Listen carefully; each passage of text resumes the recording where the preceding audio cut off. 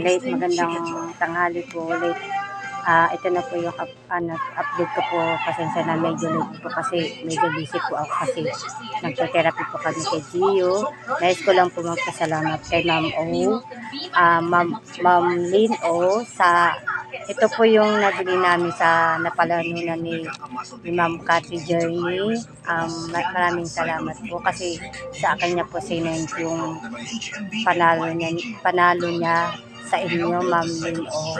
Maraming salamat po. Malaking tulong po ito sa binigay mo. God bless po sa inyo, Ma'am Lynn O, at kay Ma'am Cathy Journey kasi sa akin niya sinend ang price niya na napalanunan niya po sa inyo.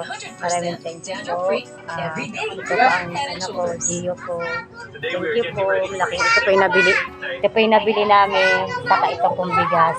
Thank you. Salamat po. Ito po yung nabili ko. Thank you po, Ma'am Cathy Journey and Ma'am Lynn O. Salamat po. God. Hello po, Ate Lynn. Ito na po yung bigas. Kakarating ko lang po galing bayan. Naghatid po ako ng estudyante diretso sa bilihan ng bigas. Thank you po ng marami. May pansaing na kami. Sana po di po kayo magsawa sa pag-share ng blessings.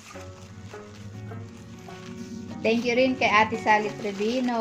Thank you, Ate Lynn. God bless. Ingat po palagi.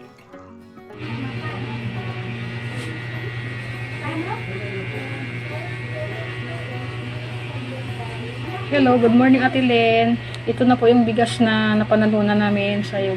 Nakabili na po kami. Pati diaper ni Vince. Maraming salamat po ate. More blessing.